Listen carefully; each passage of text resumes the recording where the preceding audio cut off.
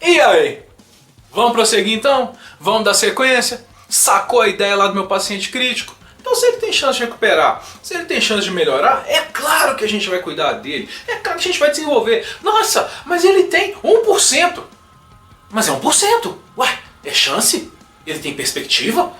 Então a gente tem que cuidar do meu paciente, a gente tem que desenvolver um bom cuidado. A gente tem que trabalhar com ele da melhor forma. Não se esqueçam, CTI hoje tem a perspectiva de melhoria, de recuperação. Não é igual antigamente, não. Eu garanto que você já passou por isso antigamente. Eu garanto que você já passou por isso na sua vida aí, na família, tá? Pelo menos eu acho. Antigamente. Vovó tá no CTI. Chama todo mundo, chama a funerária. Alô, minha avó tá no CTI, ela vai morrer. Traz fulano, traz ciclano. Ô doutor, segura aí que o outro tá vindo lá de outra cidade. É uma loucura. Entrar pro CTI era sinônimo. E CTI é igual a cemitério, tá? Era quase assim. Falou que era o CTI, era o cemitério do hospital. Era doideira antigamente, tá? Pelas perspectivas que tinham do setor, pelas próprias características que ninguém explicava, que ninguém falava o que era. Agora, houve essa mudança, houve essa alteração. Se a pessoa vai ao CTI é porque tem chance, é porque vai recuperar, é porque vai melhorar, é porque é lá que vai ter todo esse processo de trabalho, toda essa assistência intensa para recuperação, para melhoria. Meu paciente grave demanda desse local e é com base nisso que nós trabalhamos com a avaliação, com os cuidados que são prestados a esse paciente. E logicamente, quando a gente fala da avaliação do paciente crítico, existem vários aspectos que serão trabalhados, existem vários aspectos que serão avaliados, várias condições, mas em linhas gerais, em condições globais, o que nós vamos estar fazendo, o que nós vamos estar avaliando. Em condições gerais, tá? Linhas gerais. Porque depois é claro que a gente vai entrar em detalhes aí sobre uma série de complicações que podem acontecer com o meu paciente. Mas por enquanto, condições gerais. É o básico, é o início desse processo. A avaliação desse paciente é importante e claro que é definida, tá? Que vai ser realizada para a gente entender um pouco melhor do que ele apresenta. Então é importante a gente saber exatamente quais são as modificações, quais são as alterações que ele tem. E a partir dessas alterações, definir a conduta, definir o cuidado. Saber realmente o que vai ser feito. Saber se vai ser mantido o que está sendo feito.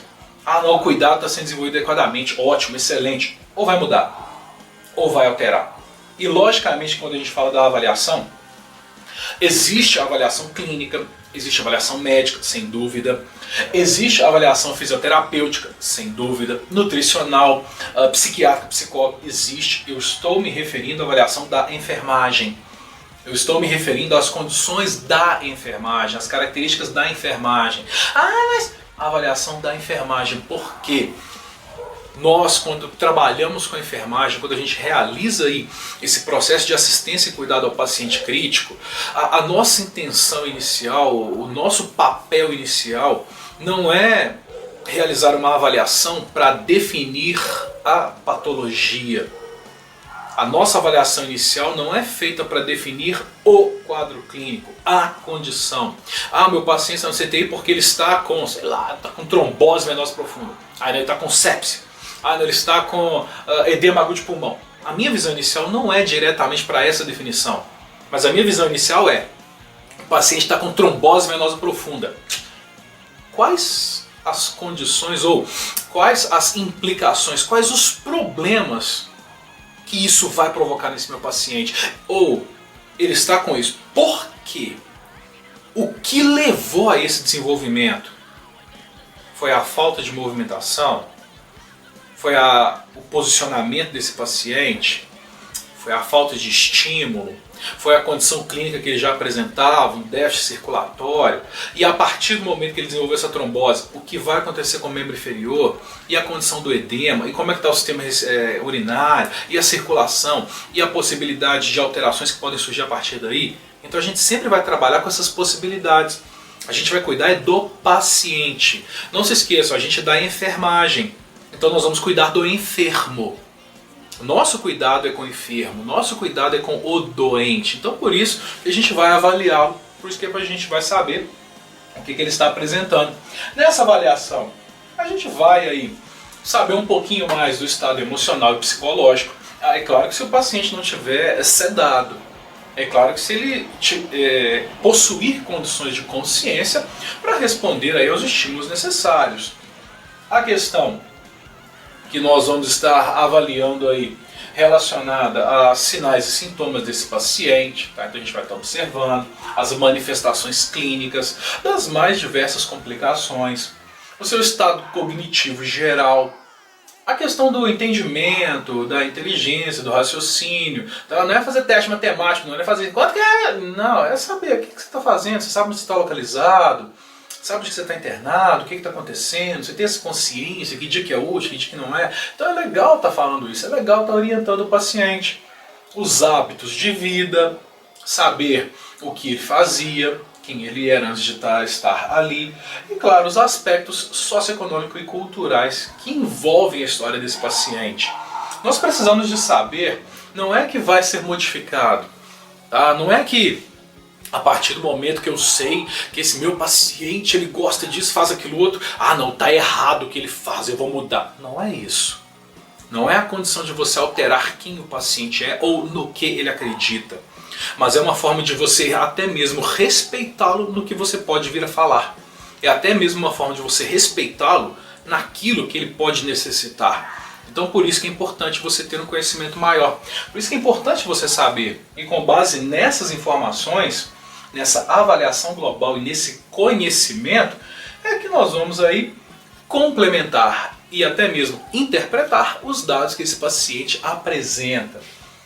A monitorização vai ser desenvolvida, a monitorização desse paciente, com uma forma de trazer parâmetros para todo o processo de cuidado e assistência, e o importante, que são parâmetros mensuráveis, e mensuráveis de forma objetiva, tá? Que vão permitir uma vigilância contínua do todo o organismo, fornecendo dados necessários para orientação, fornecendo dados para complementação diagnóstica. E aí, lembra lá do monitor multiparâmetro? Lembram dele mesmo? Na monitorização, o que a gente encontra lá nele? Fala pra mim aí, vai! Monitor multiparamétrico, o que nós vamos encontrar nesse monitor? Isso, o que mais? Não é só isso não, tem mais. Tá, então a gente vai ter basicamente no monitor multiparamétrico, para nos dar aí uma vigilância, uma condição para saber como é que está esse paciente, a gente vai ter ali dentro dele pressão arterial, nós vamos encontrar as informações sobre frequência cardíaca e até mesmo as ondas eletrocardiográficas, nós vamos encontrar frequência respiratória e a saturação de oxigênio, e nós vamos encontrar temperatura. São os processos elementares de monitorização, são os básicos, são os essenciais para monitorar meu paciente. Pressão arterial, e é claro que alguns monitores ainda colocam para você pressão arterial média. Pressão arterial, frequência cardíaca, frequência respiratória, temperatura, saturação de oxigênio, e alguns monitores têm os traçados do eletrocardiograma. Então isso é o básico. Aí com o avanço, podem ser inclusos no processo de monitorização do meu paciente também as monitorizações invasivas. Aí pode estar entrando ali a pressão, pode estar incluso a pressão arterial invasiva, pode estar incluso a pressão da artéria pulmonar, a pressão venosa central, podem estar outras monitorizações, mas de uma forma mais invasiva, de acordo com a necessidade do paciente. Mas o básico, o elementar, a gente vai estar avaliando, a gente vai estar acompanhando. E é com base nesses dados que terá aí toda uma orientação com relação ao próprio diagnóstico desse paciente e o cuidado, a terapia que está sendo desenvolvida. Se ela está adequada, se ela pode ser melhorada, o que pode ser feito. É feita a coleta de dados, a análise e interpretação deles para realizar a devida tomada de decisões. Dentro do meu paciente, ele pode estar ligeiramente sedado, e a escala de sedação de Ramsay, tá? Trabalha diretamente com Ramsay 1, o paciente vai estar aí acordado, vai estar agitado, pode estar meio ansioso, tá? Pode estar ali meio inquieto. É uma condição 1, tá beleza, tá tranquilo. O Ramsay 2, ele já vai estar mais tranquilo, vai estar ali acordado, colaborativo. Ramsay 3 vai estar dormindo, com soninho. Só que sendo despertado com algum estímulo verbal. Oi, bom dia, oi, boa tarde, oi, boa noite, tudo bom? Aí ele já acorda e responde aos comandos. Você vai perguntar para o seu paciente, ele vai responder aos estímulos que você propor. Ramsay 4 está dormindo, sendo despertado com algum estímulo verbal vigoroso e leve toque. Tá? Você pode tocar o olhinho dele, a glabela, a estrutura central, que ele vai, tá, acordar quando você estiver com esse paciente. Tá? Você pode estar ali trabalhando com um estímulo verbal mais vigoroso. Tá? Quando fala estímulo verbal vigoroso, não é pra gritar, não é pra berrar lá na UTI, não. Acorda! Não é isso não, tá? É um estímulo verbal mais intenso, mais forte, pra ver se ele acorda. Ramsay 5 tá dormindo, sendo desperto aí por algum estímulo tátil, algum estímulo ágil, um toque. Tá? Você vai comprimir o paciente, vai apertar ele um pouquinho, pega aqui assim, ó, aperta um pouquinho assim, acorda aí, ó, tá? Pra ele levantar. E o Ramsay 6 está dormindo e não tem resposta nenhuma à compressão glabelar, não tem nenhuma resposta, que você aperta e nada. O cara tá lá, e nada. Então é Ramsay 6, ou melhor ainda, grau 1, ou Ramsay 1, tá ansioso, agitado, inquieto. Ramsay 2 tá tranquilo, cooperativo, tá orientado. Então 1 e 2 o cara tá tranquilo, tá orientado, sabe o que tá acontecendo? Só que o 1 o cara tá nervosão, tá lá, quer sair daqui, não aguento mais, quero receber alta, chora. O outro é mais assim, vou melhorar, né? Tô ótimo, vou ficar bem. O 3, o 3 e o 4 são aqueles pacientes mais... vou dormir um pouquinho, né? A vida é boa, a vida é bela, e aí vem. O 3 com comandos verbais tranquilos, o 4 com uma resposta mais alta, um comando mais intenso e até mesmo estímulo tátil. E o 5 e 6 é aquele quadro do tipo em que as respostas são mais difíceis de acontecer, e sendo que o 6 ele não responde aos estímulos mencionados anteriormente. Nós temos sinais vitais a serem avaliados e acompanhados: temperatura, frequência cardíaca e pressão arterial, com a monitorização constante desse paciente. E não esquece, dor. Dor é sinal vital. Dor foi inclusa como sinal vital numa condição de avaliar adequadamente o paciente, porque se a dor não for levada em consideração, ela modifica os outros parâmetros, ela pode alterar as outras manifestações. Por isso que é importante estar avaliando a dor. Só que numa perspectiva de utilizar uma escala visual analógica, então a avaliação da dor, ela não é uma avaliação exclusivamente mensurável, ela não é uma avaliação exclusivamente definida através, tá, de algum equipamento, de algum aparelho. É uma escala visual analógica de 0 a 10. Primeiro você pode até questionar o seu paciente, qual é o nível de dor? Aí vocês vão encontrar assim, tipo assim, qual é o nível de dor? 10. Mas você está sentindo dor? Estou. Muita dor. Aí você vai até olhar assim, como assim? Fala pra mim. Não, é dor intensa. E traz a morfina, que eu não aguento mais essa dor. Ó, fica de olho, tá? Não é porque o paciente falou que você vai acreditar nele, não. Ou...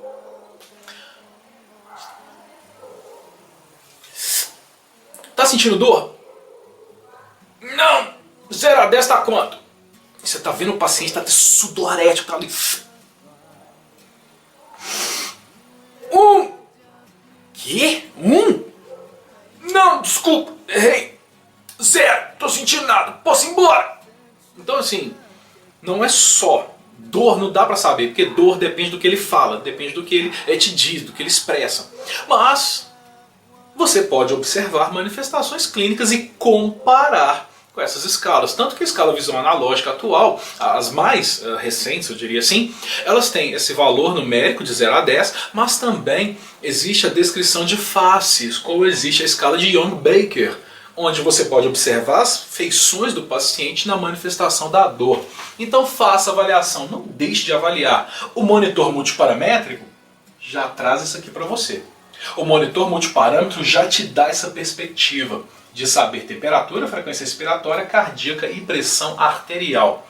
Agora, a dor não tem jeito, ainda não foi criado um equipamento capaz de medir o nível de dor de alguém. Ainda não, quem sabe no futuro, sei lá, já tem até robô fazer cirurgia, já tem até robô operando, quem sabe no futuro isso não acontece. A avaliação do tecido epitelial na questão da perfusão capilar ou do preenchimento, da pressão de preenchimento capilar. É feita a avaliação tanto na estrutura central e periférica de circulação, principalmente porque a circulação sanguínea é que vai levar o oxigênio para o tecido epitelial, e a ausência, a redução, a diminuição, o quadro de hipóxia pode levar à cianose. Agora, o importante avaliar a presença da cianose é se ela está sendo desenvolvida por um déficit na circulação, por uma alteração, e aí é possível perceber através de vários fatores: pressão arterial, frequência cardíaca, a perfusão capilar, ó, pressionou o dedinho, então aqui você já sabe se a circulação está comprometida ou não. É importante observar a saturação de oxigênio para se chegar a uma possibilidade para ver se o problema também não é sanguíneo, para ver se não tem nenhuma alteração diretamente também na área da hemoglobina, na condição da hemoglobina. Por isso que é importante estar acompanhando o paciente, sabendo exatamente o que está acontecendo com ele. Turma, daqui a pouquinho a gente volta para falar aí sobre o nosso processo de trabalho e algumas orientações sobre a enfermagem no que diz respeito até mesmo ao planejamento do processo de assistência e cuidado. Até mesmo na questão, na perspectiva de organizar o cuidado da enfermagem a partir da avaliação do meu paciente crítico. Então, não sai daí, dá um tempinho aí, vai lá, toma um café, toma uma água, bebe um refri, vai ao banheiro para você não perder e volta. Volta. Um abraço.